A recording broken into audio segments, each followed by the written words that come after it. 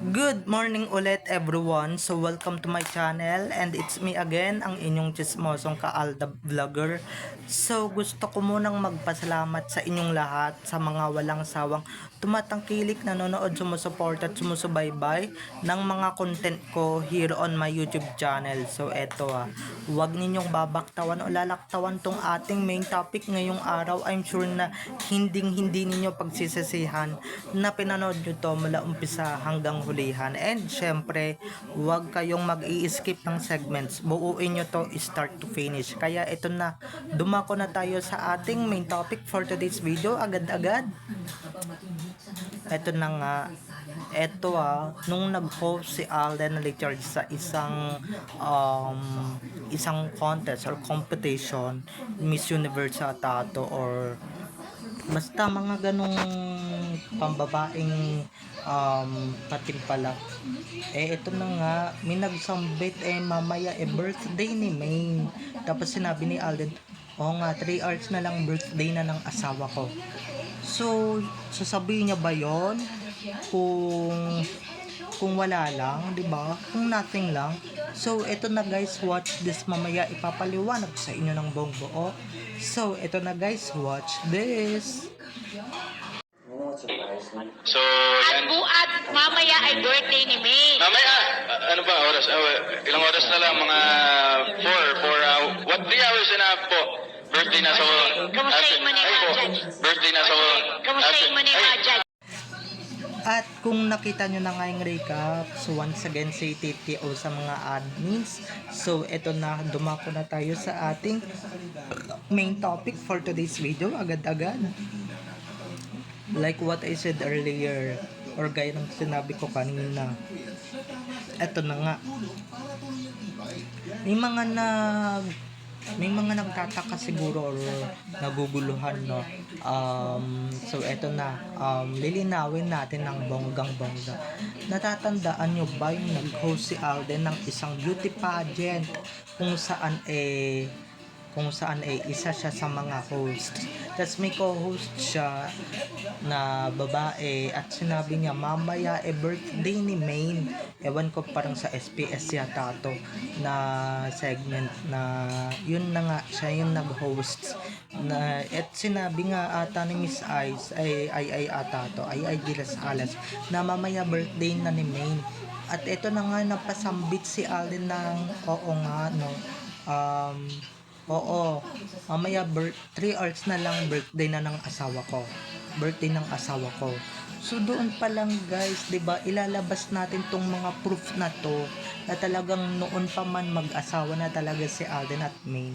Or should I say, 'di ba? Should I say na talagang mag-asawa na talaga sila Alden at Maine noon pa man sa isang noon pa man talagang nabobo na sila ng bonggang-bongga, at hindi lang talaga pinapahalata ng mga, hindi lang talaga, 'di ba, noon bulgar kung bulgar, tas ngayon halata naman na hindi naman na binubulgar ngayon, pero okay lang, diba?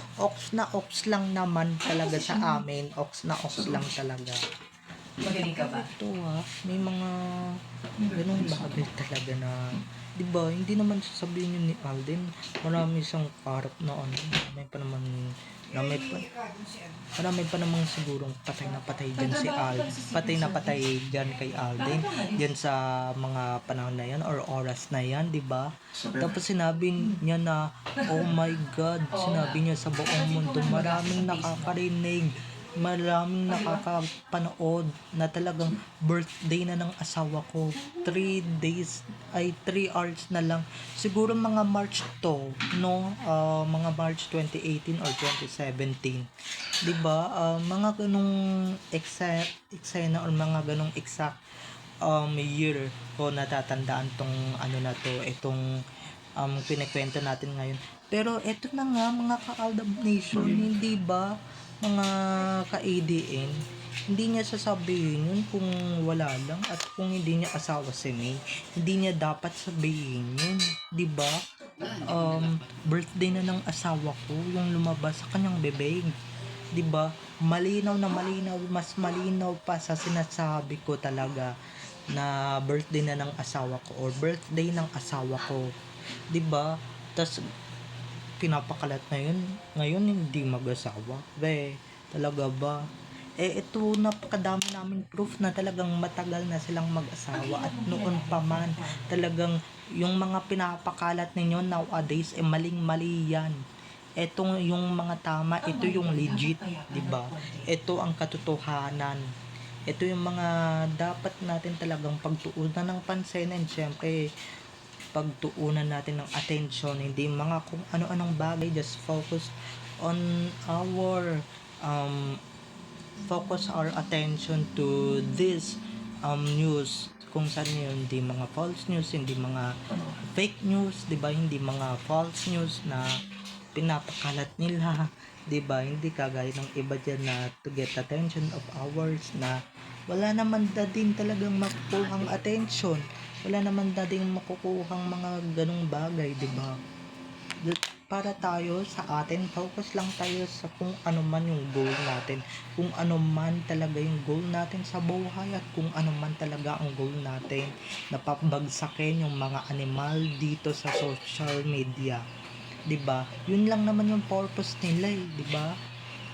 Kung yan yung gusto nila, yan yung purpose nila, di labanan natin sila. Maghanap din tayo ng purpose natin, okay? Kung ano man yung dapat natin gawin, di ba? Kung ayaw ninyong maniwala dito, di wag, di ba? Kung ayaw ninyong pwede niyo tong i-skip tong video na to, di ba? Pwede niyo tong hindi panoorin tong video na to kung hindi kayo naniniwala. Pero guys, maraming candidates na magagandang babae, maraming mga kandidatang mga babaeng magaganda ang nakarinig mismo na nagmula sa bibig ni Alden na talagang sinambit niya yung birthday ng asawa ko, or 3 hours na lang birthday na ng asawa ko. Diba? Siguro pati mga tao maraming nakakarinig sa malaking venue, kasi ginaganap yung mga ganong palaki yung mga ganong contest na pinag-hostan minsan ni Alden. Diba? Maraming nakarinig, at saka ano kayang reaction nila, no? Ano kayang na-realize nila nung narinig nila yun? Para silang nabuhusan siguro ng tubig na malamig, di ba? Ng tubig na marami sigurong nagpapantasa kay Alden na nabuhusan ng tubig na malamig ng bonggang-bongga, di ba? At nasampal ng katotohanan na talagang may asawa na siya. Dahil that time, di ba, pinapakalat-kalat na single siya, forever single. Pero 'di ba, off cam to, hindi to napapanood, hindi yan napanood, off cam yan, hindi yan nasama dun sa pinalabas, kung pinalabas man yan sa GMA, 'di ba? Hindi yan ipinalabas yung part na yan, kasi nga sila mismo yung manggagalit, sila mismo yung magagalit or manginginig sa galit pagka narinig nila yung pangalan ni Maine, 'di ba? Maririnig nila yung pangalan ni Maine, maririnig nila yung pangalan na yan, and syempre maririnig nila yung sinambit ni Alden na birthday na ng asawa ko or birthday ng asawa ko. 'Di ba? Kung hindi nyo pa naririnig at kung sarado pa yung utak niyo, wala na akong magagawa diyan, 'di ba? Hindi ko na ipo-force to, hindi ko na ipipilit to kung ano man yung gusto ninyong palabasin, o kung ano man yung gusto ninyong i-mindset dito sa sinasabi ko. Basta kami, alam namin yung legit. At sabihin ba yan ni Alden? Diba? Actually, maski nga yung mga katrabaho niya sa SPS and even All Out Sundays, may mga alam yan. Kaya tignan nyo, kampante sila, diba? Hindi nga lang sila nagsasalita kasi nga baka mamaya mawalan sila ng kontrata, or baka mamaya pagalitan sila ng network nila, 'di ba? So, babay na mga ka-EDN. I love you all. Don't forget to follow me on my socials, FB, TikTok, YouTube, Instagram, and syempre Twitter. Babay na mga ka-EDN. I love you all. Enjoy watching everyone. Bye-bye!